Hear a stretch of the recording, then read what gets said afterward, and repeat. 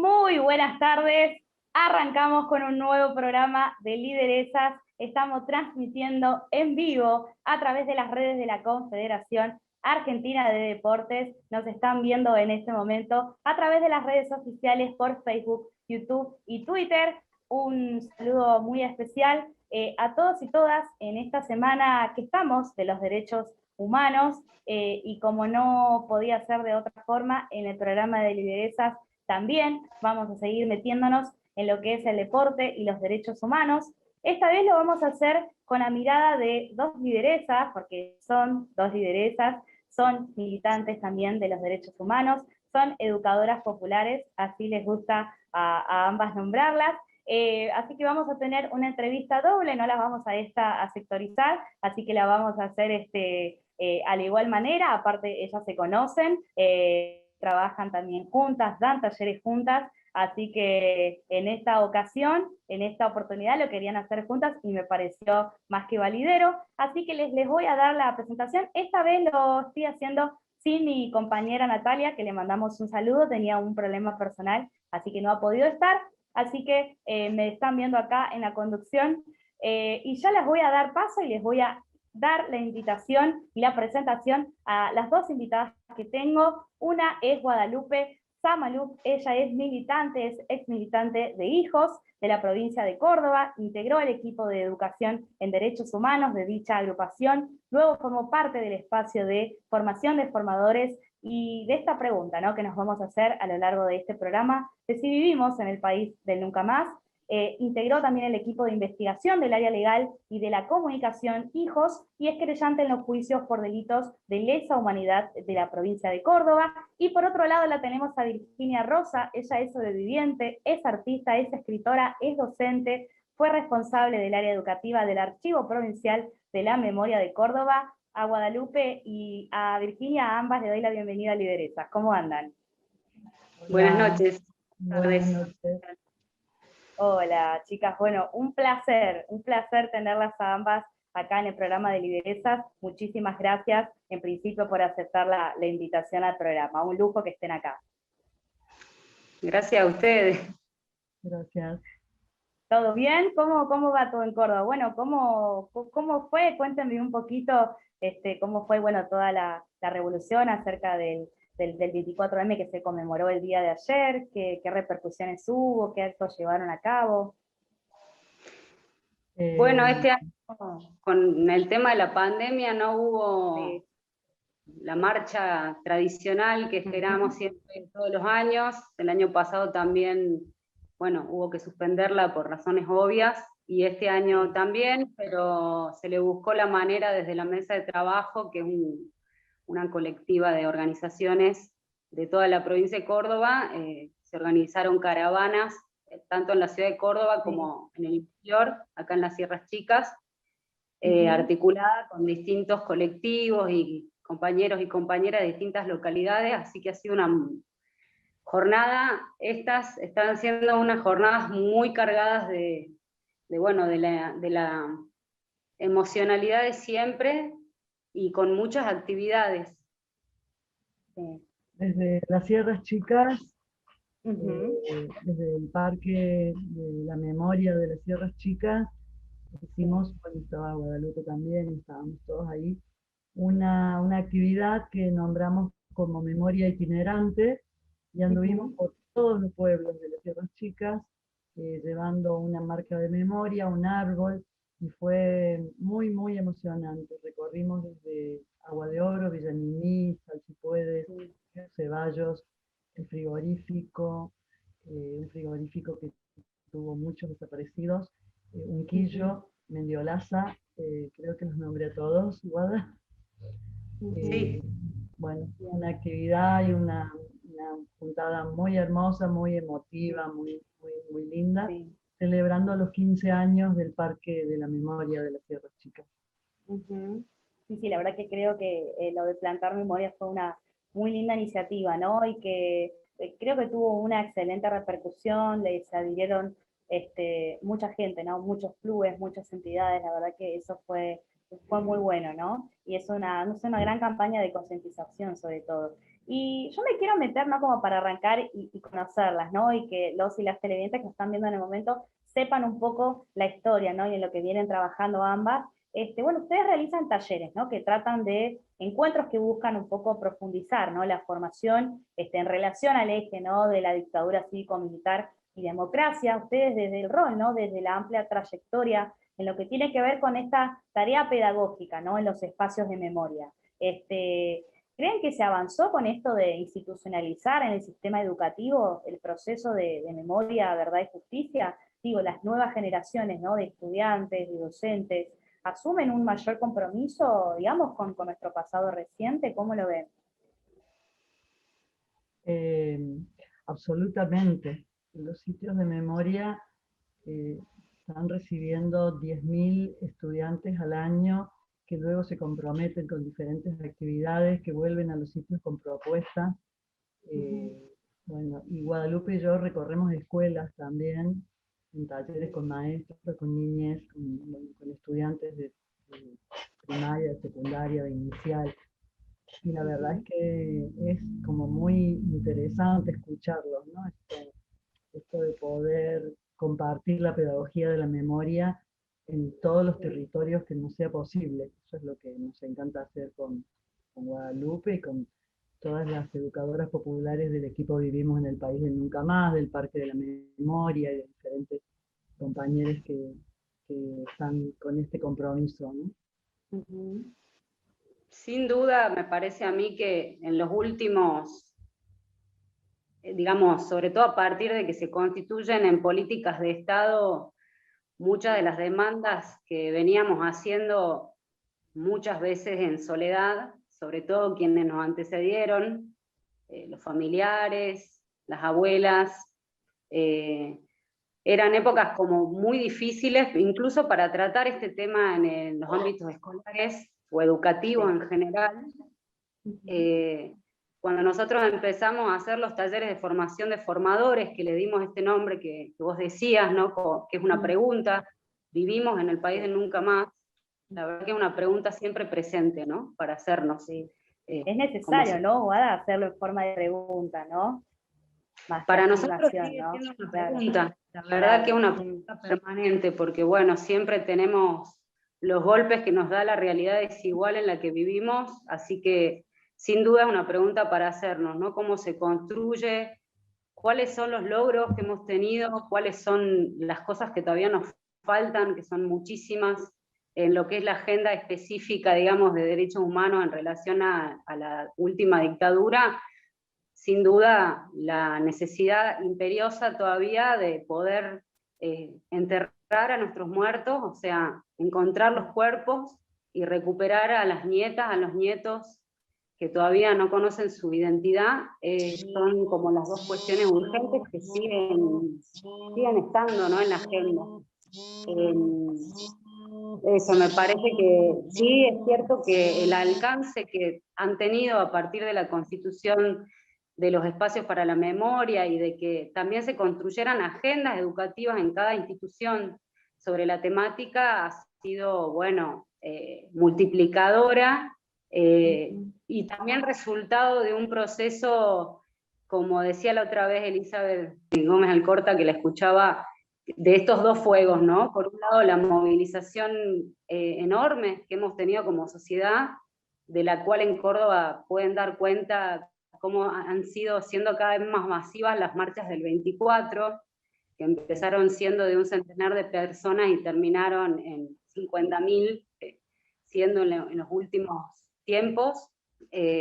Esa acción de reclamo, de búsqueda, de encontrarle la vuelta, de buscar las grietas en un sistema, por ejemplo, judicial, que hizo todas las cosas muy difíciles, y bueno, sin duda la voluntad de un Estado que en aquel momento decidió bajar los cuadros y subir lo que tenía que subir, han logrado, me parece, una amplitud que se reflejó también un poco en lo que fueron las movilizaciones contra el 2x1, aquel intento del anterior gobierno nacional de una impunidad solapada, y que fue impresionante esa multiplicación de los pañuelos blancos como símbolo común del país que queremos, del país para nunca más.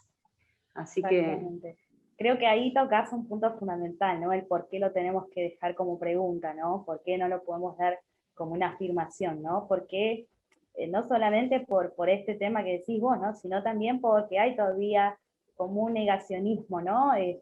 Todavía se usa la palabra resistencia, ¿no? Bueno, el otro día en el conversatorio un poco lo hablaba, ¿no? Ayelén Pujol, con los panelistas invitados a ese conversatorio, ¿no? Hablaba de esto todavía de la resistencia, o creo que son todos como índices que llevan, ¿no? Como a dejar esta pregunta abierta, ¿no? Pero ¿por qué todavía hay algo, ¿no? Atrás que se resiste o que niega, ¿no? Lo innegable, ¿no? Pero por otro lado está como este acompañamiento que decís vos, o este crecimiento, ¿no? De que cada vez sale más gente a gritar nunca más, ¿no? Y este acompañamiento también de las entidades deportivas, ¿no? Y les quiero preguntar ahí, Viri, Guada, ¿cómo lo ven, no? Nosotros desde el lugar, ¿no? Del deporte, al que hacemos hincapié, ¿cómo ven, no? Este acompañamiento, bueno, de la AFA, de los clubes, ¿no? Que también planten memoria, que salgan a reivindicar a los socios de detenidos, ¿no? Desaparecidos, que también hagan, ¿no? Esta reivindicación que lo creemos tan importante, ¿no? Desde acá. Hay algo lindo para contar en ese sentido, que tiene que ver con el club de Villa Siburu, un barrio de aquí de Córdoba. Sí. El Archivo de la Memoria tenía un álbum de vida, una historia de vida, Pablo Ochoa, y lo llevó al club para que quede en el club, pero aparte nos han convidado, y estamos muy contentas, a hacer un taller de pedagogía de la memoria con las inferiores de Siburu. Mira qué bueno. Sí, es re lindo, y bueno, todo esto está pasando así hace un rato, ¿no? Estamos muy contentos. Bueno, de hecho, Vir, vos participaste, ¿no? Del libro de la historia que nos parió y de las memorias del terrorismo de Estado en el barrio, ¿no? Que fue un libro nacido en el barrio, ¿no? Sí, en realidad la que participó mucho es Guadalupe. Yo escribí el prólogo y estuve cerca de ese equipo de historia oral muy hermoso. Bien. Pero en el territorio y participando fue Guadalupe. Bueno, ahí la agarro a Guada entonces, y ya que justo estamos tocando estos temas de los clubes de barrio, ¿no? Cómo también es reconstruir un poco, ¿no? La historia a partir de los barrios, ¿no? Porque no están exentos. Cómo se asocia, ¿no? Este tema del barrio y la identidad, esta experiencia, ¿no? De situar gráficamente en una ciudad de Córdoba, un sector que estuvo particularmente, ¿no? Marcado por el terrorismo de Estado, y que se encuentran, ¿no? Como lugares paradigmáticos de esto del aparato represivo, y que hayan funcionado, ¿no? También centros clandestinos. Creo que, Guada, está bueno que nos traigas y nos des a conocer un poco también cómo se vivió, ¿no? En el interior de la provincia de Córdoba también, ¿no? Este tipo de historia negra. Sí. Bueno, una de las cosas que decíamos justamente hoy en el encuentro en la plaza, en esta caravana, tenía que ver con esto y tiene que ver con esto que vos planteabas un poco de los discursos negacionistas que todavía circulan, porque la memoria es un territorio de disputa y va a serlo siempre. Y en ese sentido, una de las cosas que decía Marcelo Jornet, un compañero muy querido, era esto de discutir con esta idea de que la dictadura en ciertos lugares no pasó. No podemos pensarlo para el ámbito del deporte también, ¿no? Sin duda el fútbol, si bien podemos pensar en el ícono del Mundial 78, ¿no? De cómo el uso, digamos, político para el lavado de cara de la misma dictadura, bueno, el deporte tuvo un lugar súper central, pero bueno, en esto de pensar que la dictadura también pasó porque fue parte de un plan de exterminio a la oposición política que quería otro modelo de país, cuando uno entra a convidar, a escuchar qué es lo que pasó en las localidades, en los barrios, en los clubes, esa historia está presente, en muchos casos atravesadas por los silencios, como en el caso de ese trabajo que hicimos en Barrio Müller, Maldonado, San Vicente, donde había sido muy marcado por el terrorismo de Estado, porque allí funcionó uno de los campos de concentración más grandes que tuvo la provincia de Córdoba, que además empezó a funcionar en el 75, y bueno, y además el cementerio San Vicente, donde se hicieron enterramientos clandestinos. Esa investigación, nosotros era una investigación desde la escuela, que fue muy interesante porque las propias estudiantas y estudiantes fueron los que hicieron las entrevistas a sus propios vecinos y vecinas. Entonces, bueno, me parece que de eso se trata la propuesta de la pedagogía de la memoria, que tiene que ver con la socialización, el poder decir, el poder pensar en los olvidos y los recuerdos que integran la memoria y que están presentes hoy. No se trata de reproducir un discurso monolítico, sino de ver desde dónde podemos conectar con sensibilidades comunes que nos importan como humanidad, digamos. La propuesta nuestra de trabajo pedagógico desde la memoria tiene que ver con poder interpelarnos desde las experiencias particulares que hubieron en cada club, en cada barrio, a partir de recuperar las identidades de aquellos que estando ausentes están presentes. Y bueno, y eso, desde ese lugar, compartir una sensibilidad que nos parece importante tenerla como seres humanos que somos, ligarla con la justicia social, que es una búsqueda que sigue adelante, y eso, no pensar en que la memoria es, bueno, un discurso cerrado del 24 de marzo pasó tal cosa, sino que tiene que ver con cómo nos interpela desde núcleos muy fuertes, como es la identidad, como es el hacer colectivo, el trabajar para transformar la realidad que nos molesta, el trabajar por los derechos, en fin, me parece que en eso la memoria se teje de una forma que nos incluye a todos y a todas. No es una memoria solamente de aquellos que se consideran afectados directamente, sino que nos permite ver cómo el plan genocida nos atravesó a todos y nos atraviesa, y cuáles son los dolores que nos quedan, que son lamentablemente muchos todavía. Sí. Bueno, les pregunto, ¿no? Sí, perdón. Sí. No, iba a decir también que las luchas del presente nos hacen caminar hacia la ampliación de derechos, ¿no? Entonces es re interesante esto de poder hacer talleres con las inferiores de los clubes de fútbol, con profesoras y profesores, incorporar la mirada de género, ¿no?, a las prácticas de pedagogía de la memoria. Sí, bueno, justamente iba a abordar ese tema, ¿no? Cómo también las interpela desde ese lugar, ¿no? El tema de hablar también de deporte y derechos humanos, pero con una mirada también, ¿no?, hacia la perspectiva de género. Sí, nosotras con Guadalupe tuvimos un taller muy interesante, convocadas por una escuela, y eran niñas de primaria, ¿no? Que habían iniciado en la escuela, una escuela con un proyecto institucional muy interesante y muy desde la pedagogía de la memoria, una escuela hermosa. Bueno, las niñas plantearon que por qué no podían usar pantalón corto y los varones sí.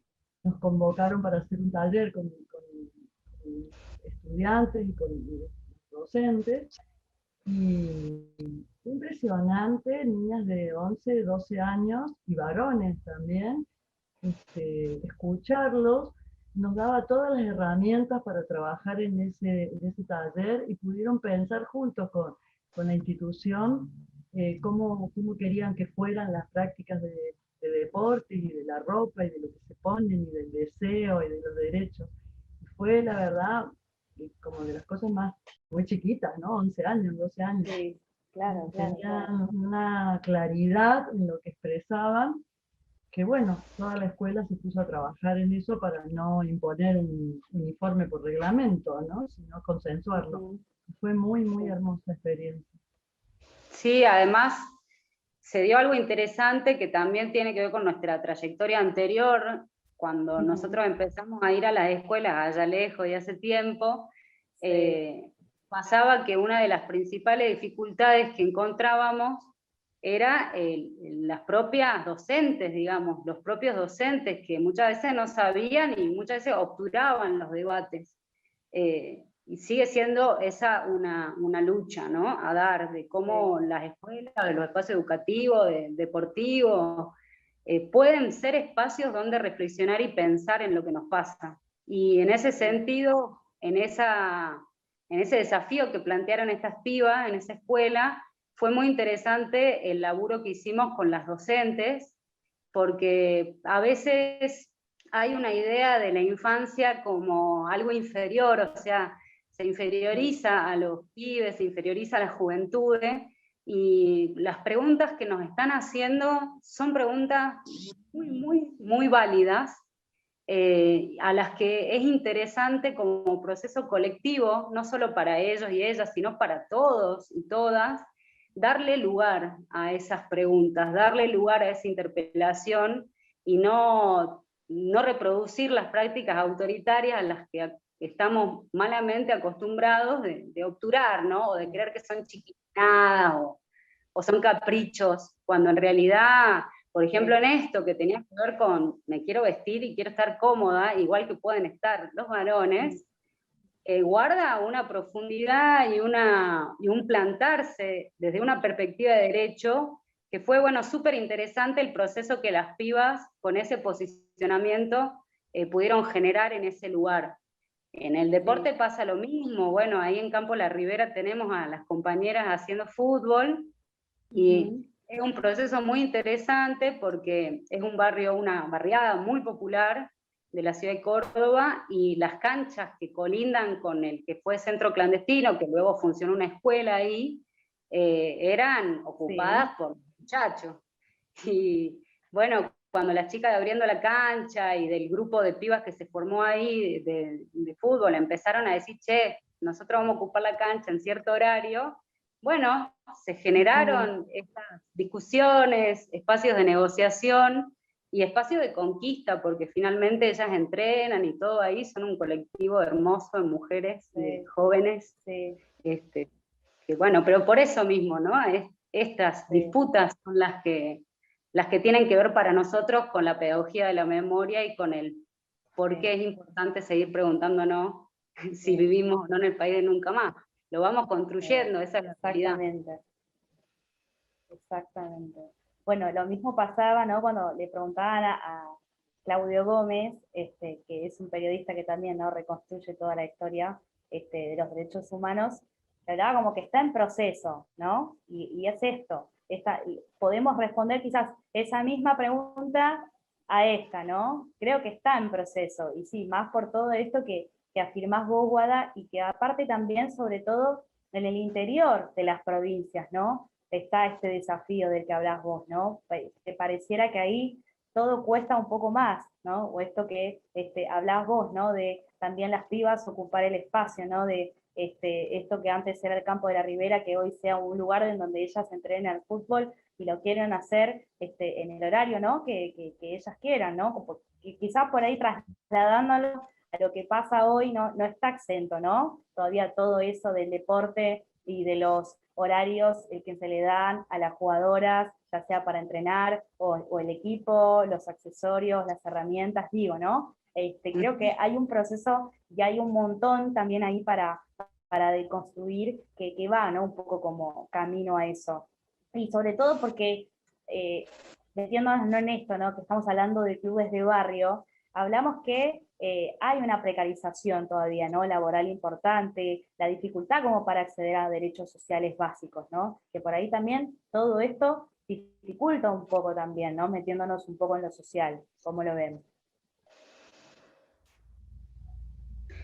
Sí, sin duda. Yo creo que los clubes, si los pensamos como las escuelas, hay un montón de barrios y de pueblos en nuestras provincias donde el club y la escuela siguen siendo instituciones que están en pie, y entonces tienen un rol fundamental en términos pedagógicos y en términos de inclusión, de una pedagogía para la inclusión.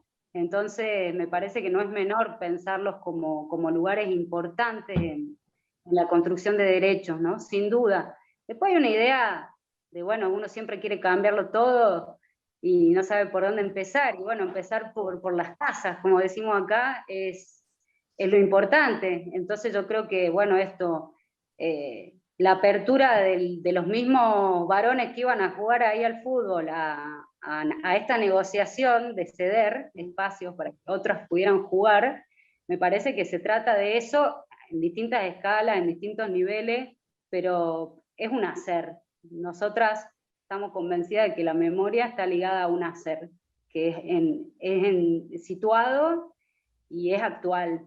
Estábamos hablando de pensar en la memoria, ¿no? Desde lo que fuimos, para entender lo que somos y proyectar lo que queremos ser, que es una frase, ¿no?, en la que hace hincapié Guadalupe, y que quiero ver, ¿no?, cómo cada una, desde su visión, ven esto, ¿no? Es de que cada vez sean más docentes, ¿no?, que se animen a trabajar sobre la dictadura, de estas experiencias de recuperación, ¿no?, de nuestra historia, que haya espacios donde de eso sí se habla. Creo que un poco todo eso, ¿no?, aborda también la memoria, como para de esta forma, ¿no?, un poco recuperar el pasado, y como para luchar por un presente y por un futuro mejor, ¿no?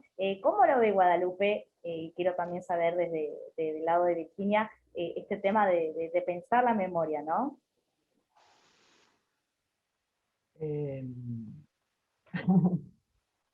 ¿Querés que empiece, Wadi? ¿Sí? Bueno. No se peleen, por favor. Oh. No nos peleamos, estábamos hablando un poco en la pausa, nos quedamos pensando en la pregunta.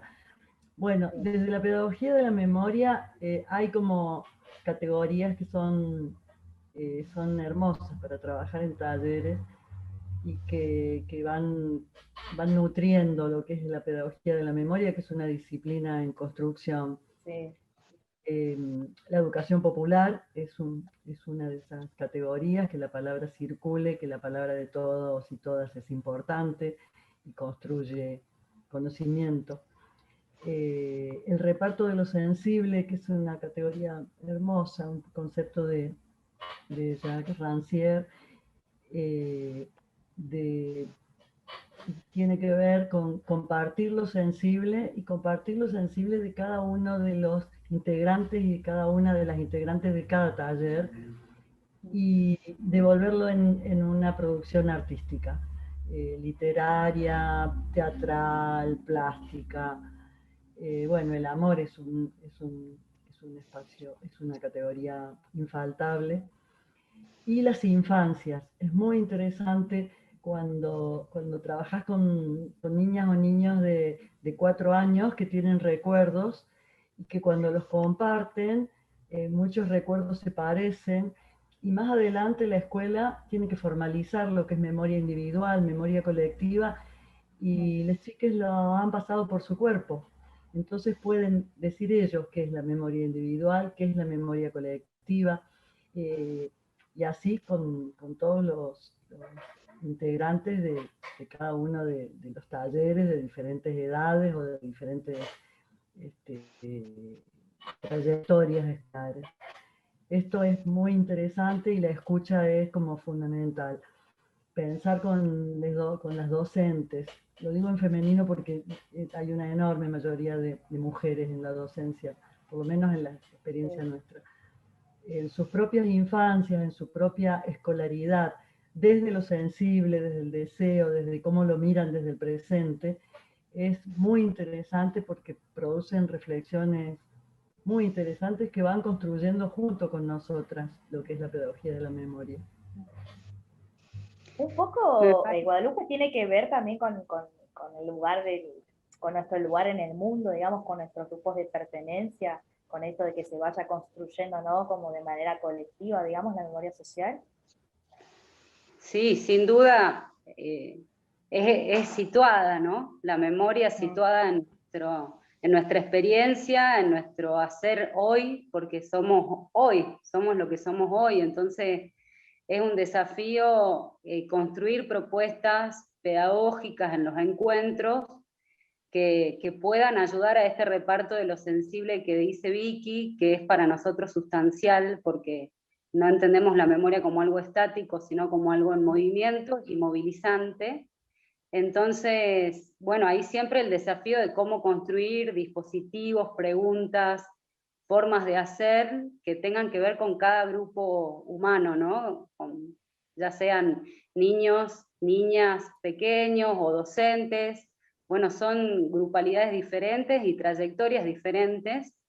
En este sentido, es fundamental conocernos para poder pensar juntos qué claves de lectura nos pueden interpelar, qué elementos, por ejemplo, el Archivo Provincial de la Memoria tiene un trabajo muy interesante con los objetos, en una sala que se llama Vidas para ser contadas, donde, bueno, están muchísimos objetos que formaron parte de la vida de los compañeros y las compañeras desaparecidas, y es valiosísimo trabajar a partir de ahí, con los jóvenes, con todos los que recorren el sitio, permite este reparto de lo sensible y esta valoración de las experiencias de cada uno, ¿no? Y cada una, que son diversas, pero bueno, de eso se trata, ¿no? De que la memoria sea un espacio que nos contenga, donde podamos pensar en las situaciones que vivimos y que puedan alimentar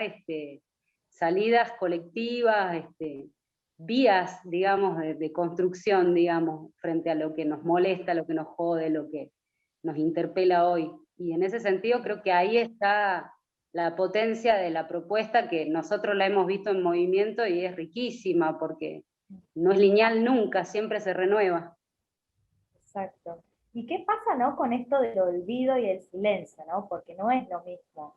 Y hay situaciones que hacen posible por ahí hablar de ciertas cosas y otras que no, ¿no? Bueno, ¿qué pasa con esto? Y bueno, sin... Dale, igual. No, dale, Vicky, dale. No, iba a contar justamente eso, que cuando hay experiencias con niños y con jóvenes, de preguntarles o pedirles que pregunten en sus casas qué saben de los desaparecidos, qué saben de la historia reciente. Entonces vienen al taller con relatos y es la palabra de sus familias las que van armando el taller.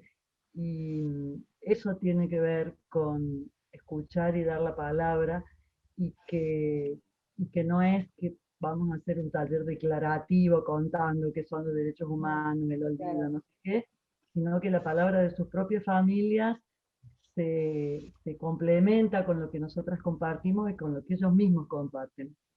La otra cosa cortita que me gustaría contar es que en un taller, que los talleres de objetos son maravillosos. Convocamos a un sexto grado con su objeto favorito.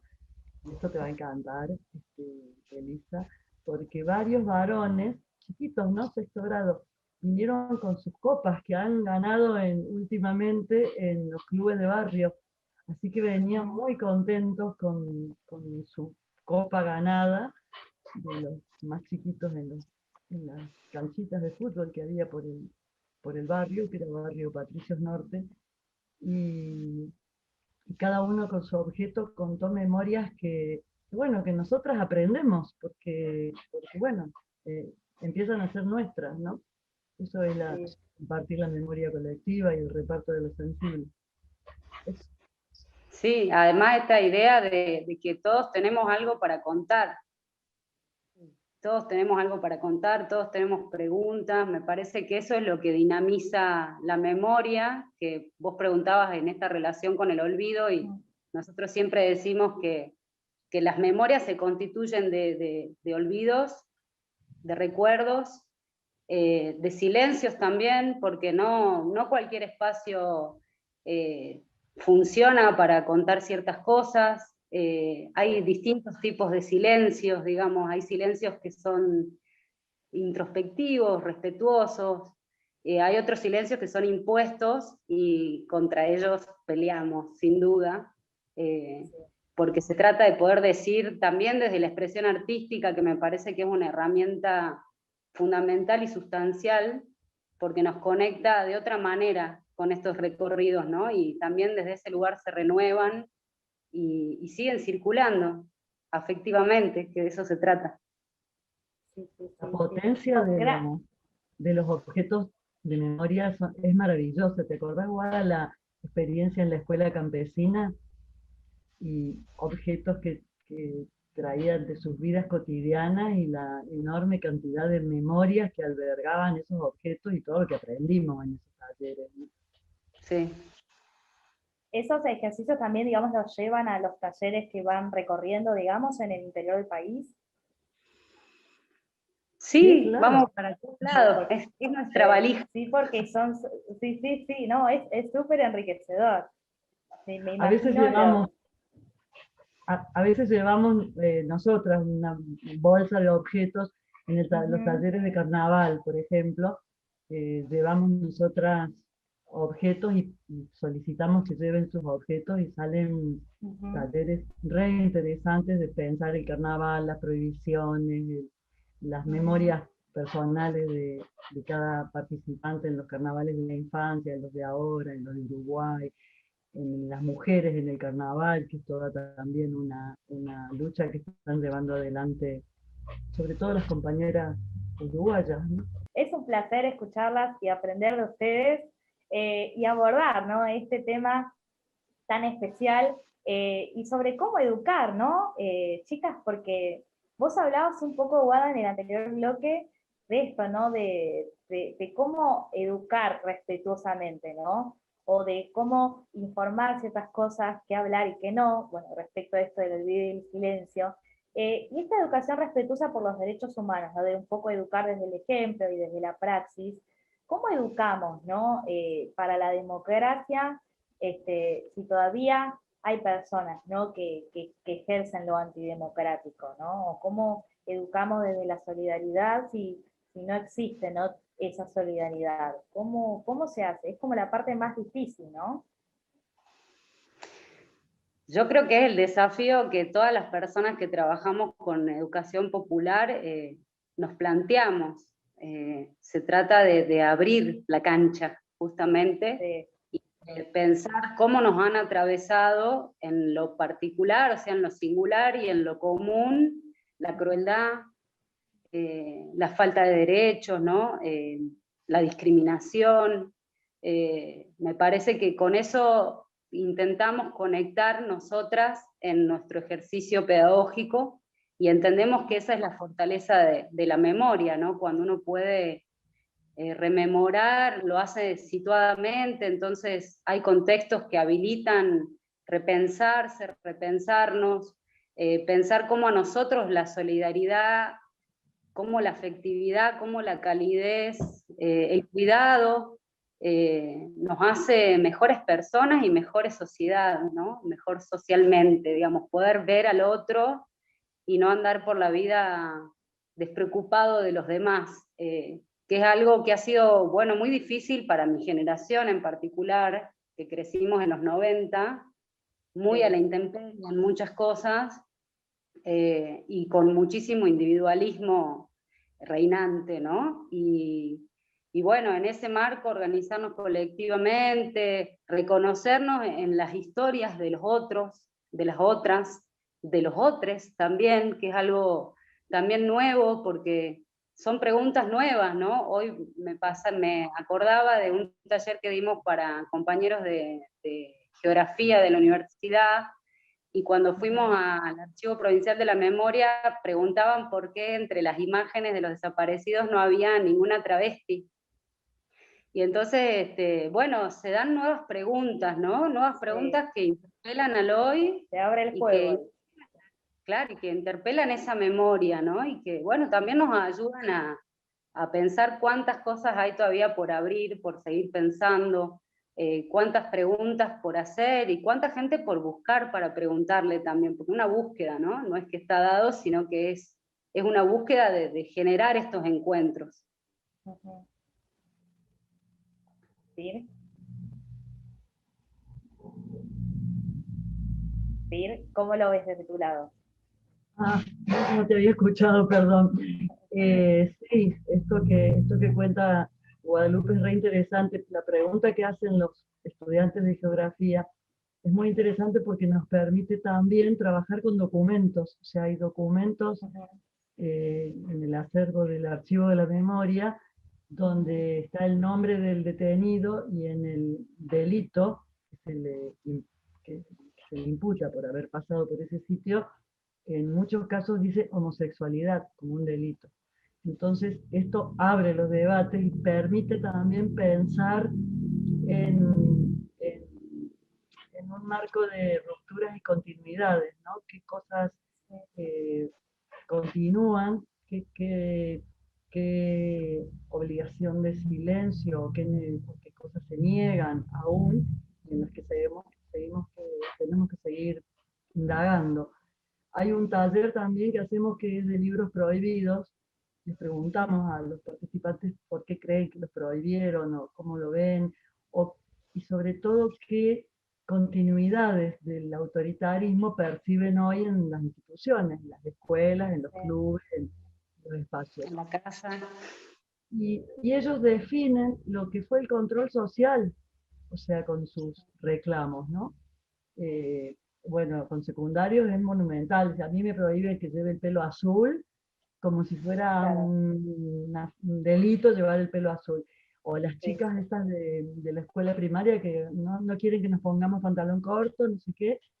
Entonces, pensar qué continuidades de prácticas autoritarias subsisten es una reflexión que hacen, nos llenan de palabras, de contenidos, ¿no? Sobre todo lo que decía Guadalupe, ¿no? De abrir las nuevas preguntas que van surgiendo, ¿no? Porque hoy se puede trasladar a quizás qué libros se enseñan hoy en las escuelas, ¿no? O si bien decíamos que hoy cada vez más docentes por ahí abren el juego en esto y se interiorizan, ¿no? Por saber lo que pasó durante la dictadura y cómo se fue construyendo la historia, es esto, ¿no? De qué libros mostramos y qué libros enseñamos, ¿no? Creo que hay un montón de preguntas ahí que están ahí, ¿no? Como resolviéndose, pero creo que también desde el lugar de hijos, creo que es importante, y ahí como participación que has tenido vos sobre todo, Guadalupe, creo que esto, ¿no? También de que estén jóvenes que sin haber tenido una experiencia, ¿no? Directamente relacionada con la represión política, que puedan compartir, ¿no? Los mismos objetivos, el mismo método de trabajo. Creo que es importante, ¿no? Para todo eso, porque está desde el lado empático también, desde la cuestión. Quiero que me deje una reflexión cada una, Guada y Vir, antes de este gran cierre del programa, una reflexión cortita, una frase, algo que les marque y les represente, ¿no? Esta Semana de los Derechos Humanos. Lo que ustedes quieran, este espacio es de ustedes. Bueno, yo podría decir que la memoria nos pasa a todas, a todes, que nos atraviesa en nuestra cotidianeidad, en nuestras luchas, y que es una fuente de trabajo infinita en términos educativos y más allá del educativo para la vida misma. Hay aprendizajes profundos sobre la vida, sobre nuestras existencias, que anidan en la memoria. Así que me parece que si yo dejaría algo es lo importante que es preguntarse, lo importante que es abrirse a escuchar a otros, a otras, y lo importante de aprender a decirnos. Y sobre todo ahí dejar el juego, ¿no? De lo que decíamos antes, de alguna forma, ¿no? De si es posible, ¿no? Vivir sin un nunca más, ¿no? Sí. A mí, además de todo lo que dijo Guadalupe, me parece importante lo colectivo, ¿no? Cuando una se reúne para escuchar, para hablar, para contar memorias, para aprender, está compartiendo intimidad. Y eso es amor. Está generando un vínculo. Y es cuando una siente que se ha generado un vínculo con un grupo, es maravilloso. O sea, queremos salir a recorrer todos los territorios posibles, seguimos proponiendo, inventando talleres que se redefinen desde la práctica anterior, reflexionando una práctica, aparecen 3 talleres, no, el próximo, mirá, viste que dijeron esto, vamos. Este movimiento incesante de caminar por la pedagogía de la memoria es apasionante. Bueno, ojalá me pueda sumar alguno. Ustedes me manden la invitación, pues me encantaría, porque la verdad que sí, son talleres que enriquecen mucho. así que nada, me encantaría. Nada, infinitas gracias Guadalupe y Virginia por haber estado acá. Fue un placer escucharlas. Me llevo un poco de cada una de todo lo que dijeron, ¿no? Creo que es un aprendizaje continuo y creo que en construir la memoria, ¿no? Esta parte de, como decía antes, recuperar el pasado para luchar, ¿no? Por un presente y por un futuro mejor, creo que se trata de eso todos, ¿no? Lo que de alguna manera seguimos como militando, ¿no? Por esta lucha de la identidad, ¿no? De la memoria, de la verdad y sobre todo de la justicia, ¿no? Así que infinitas gracias, gracias chicas por haber estado acá en el programa de Liderazgo. Un placer. Gracias a ustedes y gracias a todos los que pueden estar viéndonos. La lucha por la memoria, la verdad y la justicia social nos convoca a todos. A todos. Muchas gracias. Muchas gracias. Por favor.